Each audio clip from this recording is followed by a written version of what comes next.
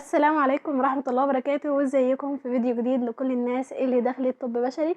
وطبعا انا بكلمكم النهارده عن ازاي باذن الله تبقوا شاطرين في الكليه وتجيبوا درجات كويسه. الحمد لله انا كنت جايبه في سنه اولى في كل مواد امتياز، وجبت تقدير عام امتياز بفضل الله. فهشارك معاكم خبرتي المتواضعه خلال السنه، خصوصا ان انا ما كنتش بادئه بريتم كويس ورقمت كتير وحصلت معايا دروبات كتير. فطبعا هحكي لكم عن كل ده خلال الفيديو ده وفيديوهات قادمه. ما تنسوش تسيبوا اسئلتكم في الكومنتات وتعملوا لايك للفيديو ده واشتراك في القناه عشان يوصلكم كل فيديو جديد. ويلا بينا نبدا الفيديو. اول حاجه، انا عارفه احساسكم في سنه اولى بيبقى عامل ازاي، وبجد عارفه ان سنه اولى ديت اولا انت بتبقى داخل يعني حاسس ان انت كنت شاطر الى حد ما في يعني المدرسه وكده، وجبت مجموع كويس. بتدخل بتلاقي كل الناس الشاطرين معاك في نفس الكليه، وناس اشطر طبعا، ناس جايه من الاي جي، ناس جايه من لغات وكده.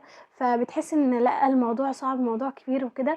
وخصوصا ان في ناس برضو بتبقى محضره مثلا محاضرات قبل ما تيجي، الناس بتبقى مذاكراها وسابقه الكليه. ده كان نفس احساسي وانا في سنه اولى. وبما اني الحمد لله كان عندي اختي يعني كبيره في رابعه طب اسنان، كنت دايما بسالها وانتي كنت عامله زي كده وانا في سنه اولى، وايه بالظبط الحوار والكلام ده كله. فكانت بتقولي ان هو ايوه، وطبيعي اللخبطه اللي في الاول ديت، ولخبطه الانجليش، وان انا بترجم الصفحه كلها واقعد بالساعات حرفيا على ما اذاكر. فكل الكلام ده كانت بتقولي عليه طبيعي، وطبعا ما كنتش بقى مصدقه، لان انا كنت ببقى حاسه ان هو إيه الصعوبه دي بجد. وطبعا المواد بقى يعني الى حد ما تقيله وصعبه.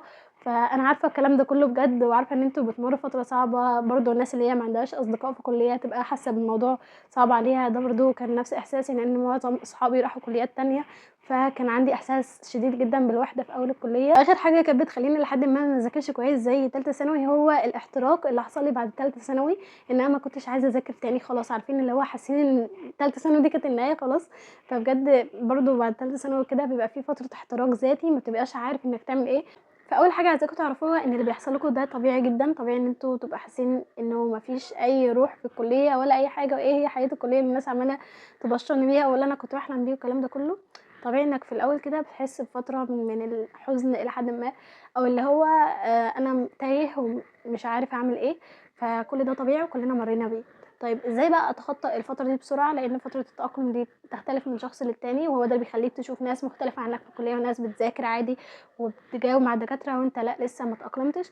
الفرق طبعا هو المحاوله، ان في ناس بتحاول وتشتغل على نفسها، ومع المحاوله التانية التالتة الخامسه بتجيب نتيجه. اول حاجه عايزاكم تعرفوها انه مش معنى ان احنا خلصنا ثالثه ثانوي ان احنا ما ننظمش وقتنا، وان احنا ما نبعدش عن السوشيال ميديا. يعني لا، لازم برضو يبقى ليك وقت معين بتذاكر فيه كل يوم على الاقل 4 ساعات، يعني تذاكر فيه الحاجات المحاضرات اللي انت بتاخدها، وتبعد في الوقت ده عن السوشيال ميديا. ما ينفعش السوشيال ميديا تبقى وقتها متاح طول اليوم، لا خلي ساعه او نص ساعه لكل تطبيق من التطبيقات اللي انت بتستخدمها. الحاجات المهمه جدا عشان تخلي تركيزك دايما عالي، انك ما تقضيش وقت كبير على الريلز والفيديوهات القصيره، لانها من الحاجات اللي بتقلل التركيز جدا. تاني حاجه، ادرك اهميه سنه اولى. مهما كان سنه اولى الناس بتقول عليها سهله، او الناس بتقول عليها صعبه، او الناس بتقول عليها مش مهمه فيما بعد، فليه خلوه تبقى 5 سنين مش 4 سنين؟ او ليه بمعنى صح ناس كتير بتسقط في سنه اولى؟ يعني ربنا يعافيكم ويصبرهم. ولكن انا قصدي انه سنه اولى سنه مهمه، وسنه مهم ان احنا نهتم بيها، ومن السنين اللي باذن الله سهل ان انت تجيب فيها مجموع كويس لو انت ذاكرت فيها كويس. بجد يا جماعه اللي بيذاكر بيجيب مجموع، واحنا عندنا ما شاء الله يعني المجاميع كانت معديه 99%. فما تخافش وما تفكرش ان هو لا صعب جدا، لا الامتحانات بتيجي لحد ما مستواها كويس من الكتاب، مش بتبقى بالشكل المباشر اللي هو قوي، ولكن انت لو مذاكر هتعرف تحل السؤال اللي قدامك. بالنسبه للحضور في الكليه، فطبعا السكاشن العملي دي حاجات لازم اساسي ان احنا نحضرها، لان بيبقى عليها درجات وغياب والكلام ده كله. اما بالنسبه للمحاضرات، لو المحاضرات بتاعتكم عليها درجات فاكيد طبعا احضروها عشان ما تخسروش الدرجات ديت. اما لو المحاضرات ما عليهاش درجات، لو بتفهم من الدكاتره اللي بيشرحوا ماده معينه احضر المواد ديت.